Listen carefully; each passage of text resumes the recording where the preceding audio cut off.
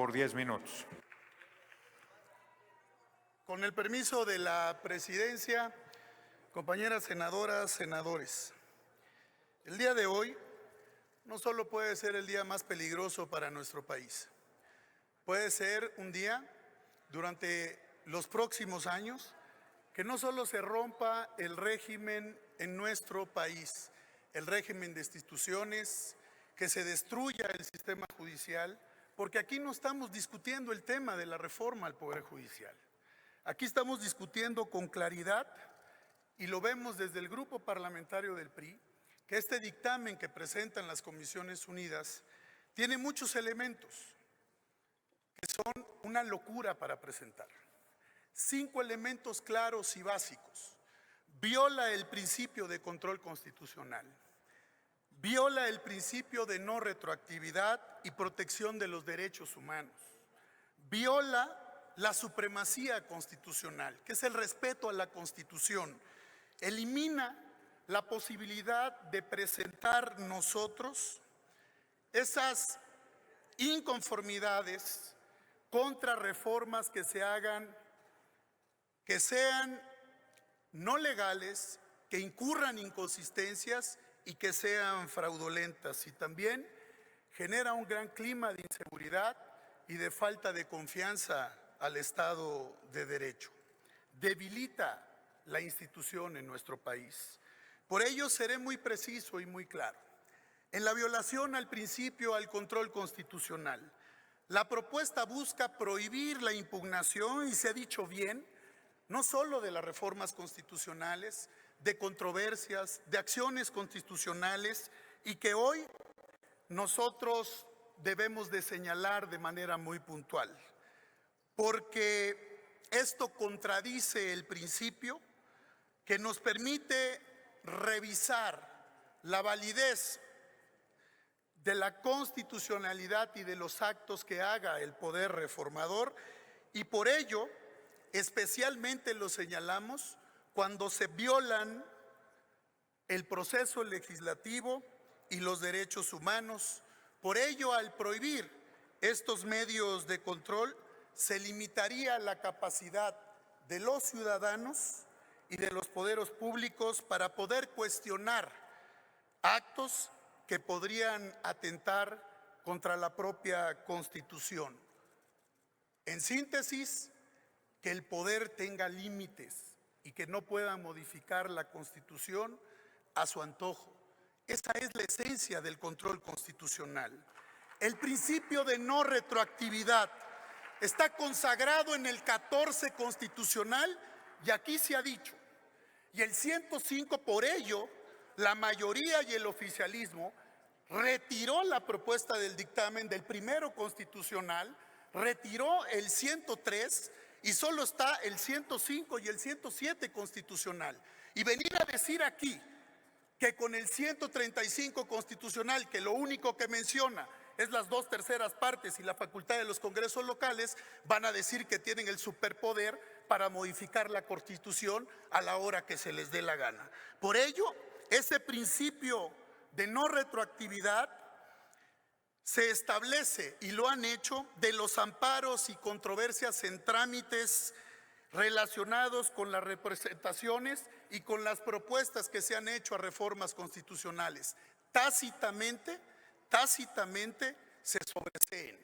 Y por ello hoy lo que nosotros estamos señalando es que afecta de manera clara a derechos adquiridos, a derechos humanos, contraviniendo el principio pro persona, que favorece la interpretación más amplia para la protección de los derechos humanos. Tercero, compañeras y compañeros, elimina el principio de supremacía constitucional. La propuesta, lo hemos visto, se ha dicho, se ha señalado claramente en este debate, no solo socava el principio fundamental de la supremacía constitucional, que establece que nuestra Constitución es la norma suprema del país y que cualquier acto o norma contraria a ella debe ser revisado o, en su caso, anulado. Al prohibir la posibilidad de impugnar reformas constitucionales, se está diciendo implícitamente que el poder reformador puede actuar con un poder sin límites. Y es claro, compañeros, el tema es muy contundente.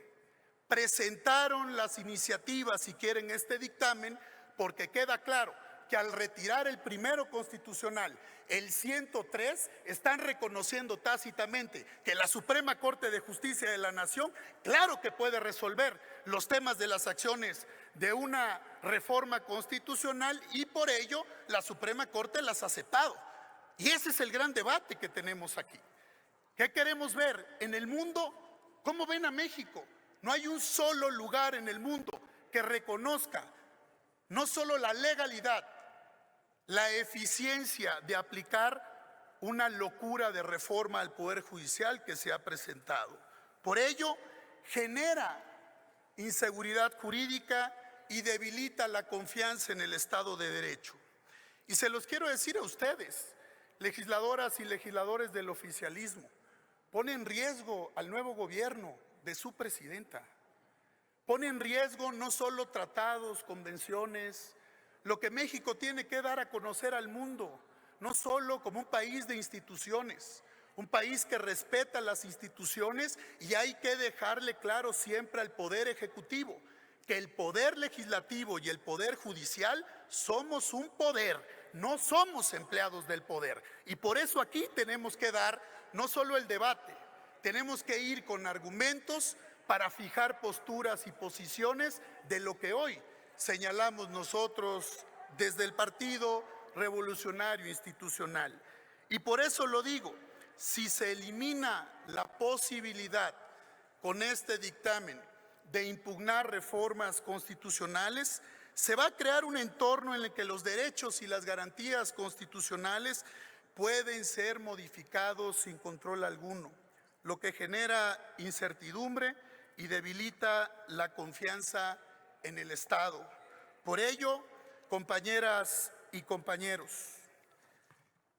por último, elimina la posibilidad de revisar las reformas adoptadas en un proceso irregular, defectuoso o fraudulento.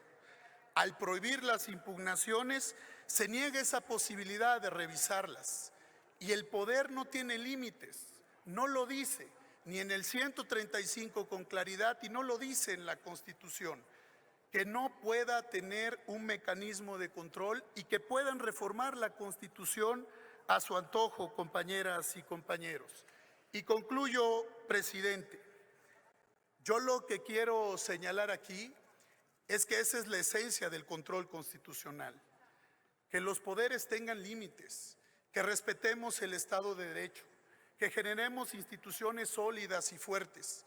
Y compañeras y compañeros, puede ser el día más triste para la República, porque bien se ha dicho aquí, las modificaciones constitucionales que se pretenden hacer no solo pueden y destruyen el sistema judicial, rompen las instituciones del país, y el día de mañana, así como de manera banal y muchas veces como si fuera un mercado o un pleito de reyerta, que es lo que vienen a hacer aquí, y no a discutir con elementos de manera clara y contundente de este tema tan importante para nuestro país, pues el día de mañana se le ocurre a cualquiera venir a decir aquí que ya no somos una república, que ya no somos un Estado federado, que ya no hay partidos políticos, que ya no se respeta la propiedad privada. ¿Por qué? Porque tienen la mayoría mecánica de la mayoría calificada. Y eso es un riesgo para cualquier sistema democrático. Y les digo algo, no como recomendación, como reflexión. Hay que saber perder, pero lo más importante, hay que saber ganar. Sepan para qué les dio el mandato el pueblo, y el pueblo no les dio el mandato para destruir este país y para destruir a la República. No hay que pensar en las próximas elecciones, compañeras. Hay que pensar en las próximas generaciones de país que no pueden legislar ustedes a su antojo la Constitución. Los convoco a que reflexionen, a que demos el debate de altura y a que retiren esa locura del dictamen que, no tengan duda, va a traer la peor tragedia para este país. Pero no tengan duda, ni nos vamos a doblar, ni nos van a amedrentar, ni nos vamos a echar para atrás. Y si no nos escuchan, nos vamos a hacer escuchar en esta tribuna. Gracias, presidente. Gracias, senador Moreno Cárdenas.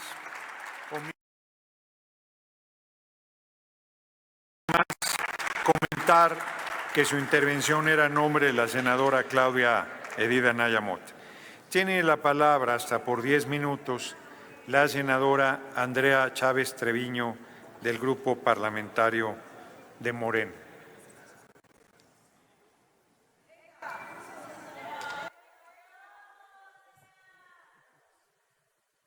Gracias, presidente. Con el permiso del pueblo de México, gracias, a diferencia de otros, a nosotras y nosotros sí nos eligieron. Así es, querida senadora. Quiero iniciar desmintiendo un par de mentiras que he escuchado recurrentemente en las discusiones de las comisiones, aquí en tribuna, en el salón de sesiones, en los medios de comunicación, en los espacios de debate, en las mesas de análisis, en las entrevistas que dan los senadores de oposición. Empecemos por el tema de la mayoría calificada ficticia, de la falsa mayoría calificada que en este momento nos reviste a los integrantes del movimiento de la Cuarta Transformación. Acepten, prianistas, que les ganamos con sus reglas el pasado 2 de junio. ¿Qué digo? Les ganamos. Arrasamos el pasado 2 de junio en las urnas. 36 millones de votos obtuvo la doctora Claudia Sheinbaum Pardo. Les ganamos en estados que ustedes aún gobiernan. Les ganamos Chihuahua, les ganamos Coahuila, les ganamos Jalisco, les ganamos Querétaro. ¿Les suena? Les ganamos Durango. Vaya, les metimos una arrastrada con sus reglas. Y ustedes de pronto dicen, ya no me gustaron las reglas.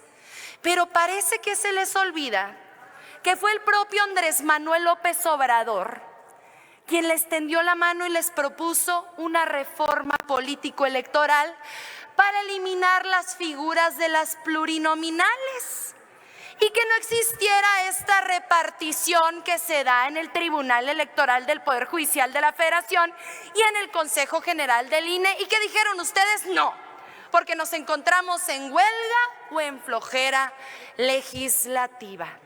Aquí dicen que no contamos con el mandato popular, que porque el 54% del pueblo de México votó por nosotros y el 46% votó por ustedes.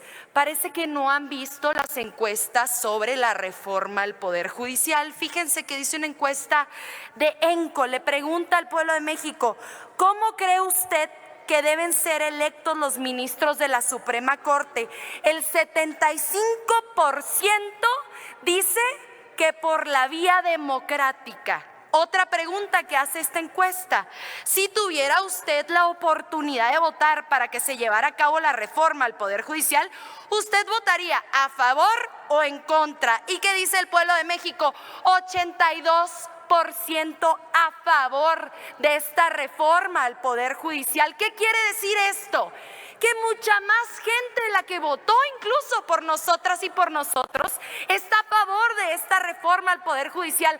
A eso nos referimos cuando hablamos de que el pueblo de México está con esta reforma, que está con estas modificaciones, que está con este proceso deliberativo y que estará a favor de la votación que aquí habremos de entregar en un par de horas. Esa es la segunda mentira que queda desmentida. La tercera lo puse en grandote porque parece que de plano no lo entienden, no lo ven, no lo escuchan. Con gusto se los vuelvo a leer. El artículo 61, fracción primera de la Ley de Amparo establece que el juicio de amparo es improcedente con tradiciones o reformas a la Constitución política de los Estados Unidos mexicanos. ¿Qué estamos haciendo con esta reforma?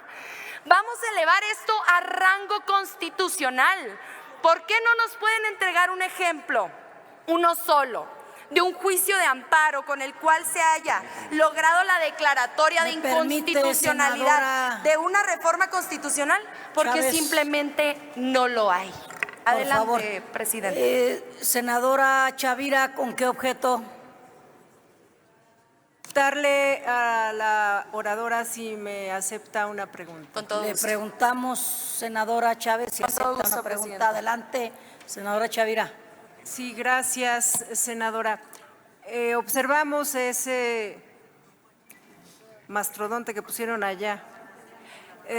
Decirle, si la definición de dictadura, régimen político que por la fuerza y violencia concentra todo el poder en una sola persona, grupo, reprime los derechos humanos, las libertades individuales. Dictadura perfecta, según Vargas Llosa, 70 años viviendo con un solo partido. Usted es muy joven, pero quienes vivimos la represión por pensar diferente sabemos lo que significa vivir en un partido de Estado, vivir bajo exhibirnos y no tener las libertades. Usted, Andrea Chávez, ¿recuerda esos momentos de represión en los gobiernos del PRI y del PAN? Tiene 2 minutos, senadora Chávez. Gracias, senadora Guadalupe Chavira. Es muy interesante su pregunta. Inicio diciéndole que efectivamente soy joven, pero vivo en la memoria de los relatos orales de mis padres, de los relatos orales de mis abuelos, de mis bisabuelas. Y he leído mucho, me gusta mucho la lectura y parece que debería empezarles a gustar más la lectura a partir de ahora, porque de plano todos los días exhiben su ignorancia. Dictadura fue Nochixtlán, dictadura fue Atenco, dictadura fue Acteal, dictadura fue el 68, la represión al movimiento estudiantil, dictadura fue la guerra sucia, en donde querían ir en contra de los simples revoltosos comunistas, como nos llamaban, como se atrevían a llamarnos. Dictadura es ese sistema que se perpetúa en el poder a través de las violaciones a derechos humanos. ¿Cómo van a querer ustedes tener la cara de venir a hablar de dictadura enfrente, por ejemplo, de nuestra compañera, hija de don Eberto Castillo, que luchó en contra de su dictadura? ¿Cómo viene el PRI a decir la dictadura de México, por Dios, y ustedes eran los reyes de las mayorías calificadas? Ojalá las hubieran utilizado para ayudarle al pueblo de México, para las pensiones para adultos mayores, para las becas para jóvenes, para los fertilizantes para el campo, para los precios de garantía, pero no, la utilizaban para sus reformas energéticas, la utilizaban para sus reformas. Sacaron de patitas a la calle a todos los ministros de la Suprema Corte, con Ernesto Zedillo por presidente de la República. ¿Cuándo en la historia del mundo se había visto que en un parlamento senadores opositores o diputados opositores denunciaran una dictadura? Es inclusive una contradicción esa presencia que tienen ustedes aquí el día de hoy, pero no se dan cuenta, no entienden que no entienden. Muchas gracias. Continúo. Hablamos de este artículo 61 y yo no quiero perderme la oportunidad de escuchar nuevamente la disertación de mi compañero senador Enrique Insunza, porque además fue presidente del Tribunal de Justicia en el estado de Sinaloa, y si alguien conoce este tipo de leyes es precisamente él, así que quiero que quede claro que nos gustaría que nos lo explicara. Miren, otra enorme mentira. A ver, senadora Chávez, ¿me permite, por favor? Sí, con todo ¿Con qué gusto. objeto, senadora Naya? Moción de ilustración. No, a mí no me mencionó. Moción de ilustración en medio de Una mi moción de intervención. ilustración. No hay moción de ilustración. Cuando Pregúnteme. concluya la senadora, le damos esa oportunidad, senadora. Sin miedo, Naya. pregúnteme. Adelante, No adelante, tenga Andrea. miedo. Senadora Andrea. Pregúnteme. Ah, ¿no me va a preguntar? Ah, ya Es no. enseguida, por No favor. entendimos. Continúe. Miren, nosotras y nosotros estamos defendiendo aquí nuestra facultad, nuestra competencia. El día de ayer yo decía, si los jueces, si los magistrados, si los ministros... ¿Me permite de nuevo, senadora? Con todo gusto. Senador Insunza, ¿con qué objeto? Personales, Presidenta. Sí, pero permítanos que termine la intervención y damos la moción de ilustración y la de alusiones personales. Adelante, senadora. Gracias, Presidenta. Yo les decía el día de ayer en comisiones, si los jueces, si los magistrados, si los ministros quieren modificar la Constitución, hubieran renunciado a los juzgados, a las magistraturas y a la Suprema Corte y se hubieran presentado a elecciones a través de sus siglas para revestirse de la legitimidad que se necesita para modificar la Constitución política de los Estados Unidos mexicanos.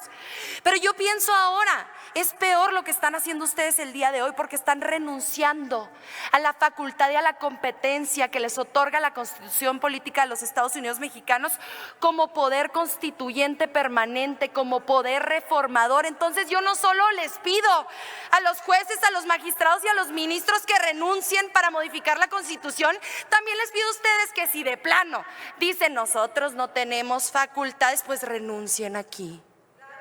Si no se sienten poder reformador, si no se sienten poder constituyente permanente, ¿para qué son senadores de la República? ¿Para qué son legisladores? ¿Para qué son integrantes del Congreso de la Unión? Es lo que yo me pregunto y me parece que es una pregunta que nos deberíamos estar haciendo todas y todos nosotros. Quiero ver a los senadores de oposición después de esta votación atreverse a llamar a la Constitución política de los Estados Unidos mexicanos la Carta Magna, porque de plano parece que se les llena la boca. La norma fundamental. Quiero verles a ustedes defender la jerarquía y la supremacía constitucional después de esta votación. Quiero que se atrevan después de cómo se van a exhibir ante el pueblo de México el día de hoy. Me parece fundamental comentarles algo esencial. ¿Por qué estamos defendiendo la jerarquía constitucional? Porque la Constitución tiene una validez especial. ¿Cuál es la validez especial que tiene la Constitución? La que le da el proceso de reforma constitucional. ¿Por qué? Porque en las elecciones buscamos conseguir y alcanzar las reformas constitucionales a través de alcanzar la mayoría calificada. Lo hacemos también en la votación para los diputados locales que también forman parte del Congreso Constituyente permanente, del poder constituyente permanente. Aquí se lleva a cabo la votación y se requieren las 2/3 partes.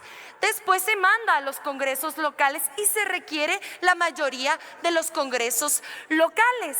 ¿Qué pasa? Leyes secundarias que ustedes han estado intentando invocar para decir que la presidenta de la República, la doctora Claudia Sheinbaum Pardo, está cayendo en desacato, no están revestidas de esa validez especial que tiene la Constitución. Es que es de lo más elemental.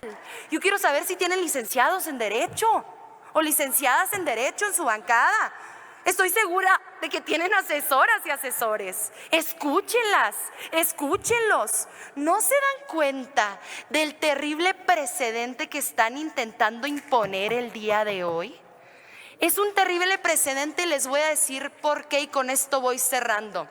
Nunca en la historia de nuestro país, repito, se ha otorgado un amparo para declarar la inconstitucionalidad